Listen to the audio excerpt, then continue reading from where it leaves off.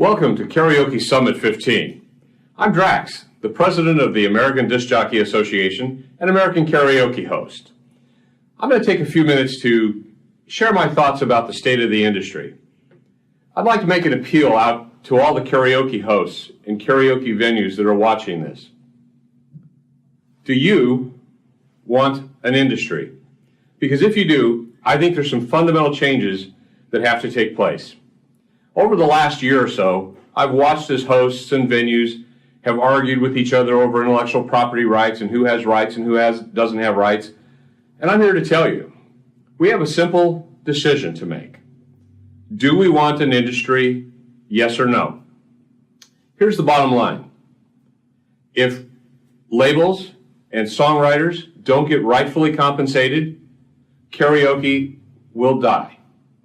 If companies such as Sound Choice, Phoenix Entertainment Partners, and Drax Entertainment, our two largest American manufacturers, if they cannot produce fresh new content and do so profitably, they die.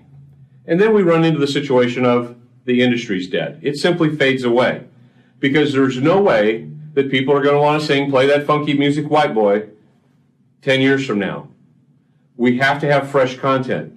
We have to show the music industry, because we're a part of the music industry. Instead of being the bastard stepchild, we need to step up. We need to show those that produce the content that we use to generate revenue that they're worthy of being properly recognized and compensated. We need to demonstrate that the companies willing to put their capital at risk to produce new content are also protected and properly compensated, so that we have an endless stream of new content. How do we do that, you might ask? One, we run completely legal, legitimate karaoke shows. We don't download songs off YouTube. We don't get them off torrents. We don't do anything which damages the brand of our industry. The karaoke industry can only survive when we show consumers that there is a chain of authority, that yes, just because it's on YouTube doesn't mean a legal karaoke host can utilize that content, because he has respect for his industry and for his peers, the artists and songwriters which craft the incredible songs we get to use in our karaoke shows. The next thing we have to do is we have to support the concepts that the companies that operate legitimately are made to be such profitably. They need to be able to stay in business. If we don't do what it takes as hosts and venues, then they fail, and then we're back with no content. Venues. It's time venues stopped using bootleg karaoke. It's time they stopped using discount bootleg karaoke hosts. Frankly, if your host cannot prove that they have a legal, legitimate karaoke library, you're risking your own business. And you're damaging the opportunity for karaoke to bring great revenue to your source, to your venue. So what do we need to do?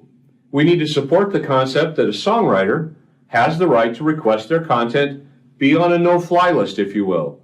And we need to respect that and let consumers know that Adele or whoever the various artists are that don't wish their stuff made into karaoke, that we don't. We don't skirt the law on that. And here's why. Because when songwriters and artists and labels see us as legitimate, thoughtful, lawful, ethical people, they will then respond in kind, and they will want to license their content. They will want to make it available because they know how great it is when the fans of an artist or of a song can sing it from all their friends and sing their heart out. That's a fan connection that they want. They want that fan connection, and that's only going to happen with great karaoke. Yes, everybody can sing I Set Fire to the Rain in their bathroom, but it's nothing like singing it with all your friends. But we've got to do the right things to make artists that currently want their materials restricted want to have it out there, want to have it done in karaoke, because it's done very well by very good companies that produce very good production. That was one of the things that really damaged karaoke initially, is a lot of companies came on the market and produced really substandard audio. So songwriters and artists didn't want it because it reflected poorly on their original art. So what I'm asking for every karaoke host, only use legitimate karaoke content from legitimate manufacturers that are fully licensed to deliver that content. Then I'm going to ask you to join and be a part of American Karaoke Host. If you're a DJ that does karaoke, you can join the ADJA and you'll automatically be made a part of the American Karaoke Host website and association. And here's the reason for that. There are some things we need to change in terms of structures, licensing, and legalities. The only way that's going to happen is when we can stand with one voice, one united voice, to raise our concerns. That won't happen when we all sit back and say, I'll join if, I'll join when, I'll be legal when, I'll do this when. We have to say, now is the time. We are the people to legitimize karaoke.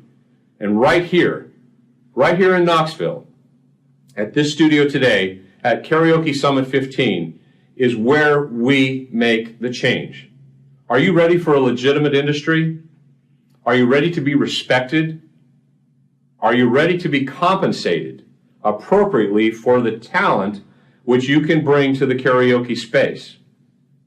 If you are, we're making a call as the American Karaoke Association, as Phoenix Entertainment Partners, Drax Entertainment, and all of the other people involved in the karaoke industry and in the music industry itself. It's interesting, we're just a couple hours from Nashville, Music City, USA. More great hits, rock and country, have been started in Nashville. We're in the heart of music today to make a fundamental change that will impact people's lives forever. I've talked to a lot of karaoke hosts that are afraid that the karaoke company they've built will not be able to be passed on to their children because of the tenuous nature that things have become. I'm here to tell you, now's the time. If we want that future for karaoke, we've got to be willing to stand up, be counted, be a soldier of good, be one that says, I will, by my own volition, only source legitimate karaoke. I won't feel compelled to take some song from YouTube because Lord knows I don't want to disappoint a singer. Rather, we need to educate the singers that come to our venues of the importance of properly supporting content creators. And that has to come from us. We're the frontline soldiers to fight that education battle. But American Karaoke Host will be able to help do that and do it to a larger extent once our membership grows to the level it needs to be to properly take this into the consumer space. So now what I'm asking for you to consider, only using legal karaoke, support the artists and writers who have lawfully requested their songs not be made in karaoke. Support the companies that are manufacturing and producing great content, current content in the industry today.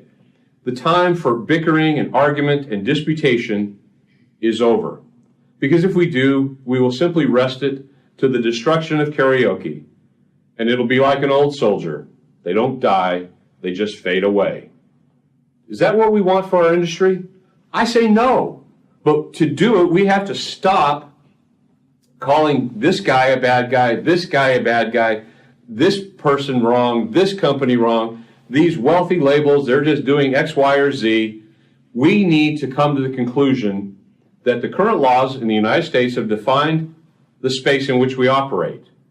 When we join together, we can affect change in those areas. But until then, we need to demonstrate that we are the good stewards of their art, that we are the respectful stewards of their art, and that we create opportunities for fan engagement like they have never seen or experienced. We can only do it when we can do it lawfully, respectfully, and with credibility. Being a certified karaoke host, having a library that you can tell a venue, this is certified. We're setting up the vehicles so they can go to several different websites, validate that a host is certified, that they have a legitimate source. We're setting up places for consumers to be able to know that there is a legal venue, because that's their end goal, is to educate consumers that they want to support the venues that are also supporting artists. Not the guys that are just trying to get by doing karaoke on the cheap, but rather the companies, the venues that are looking to properly recognize artists. Because without artists and songwriters, everything about music goes away.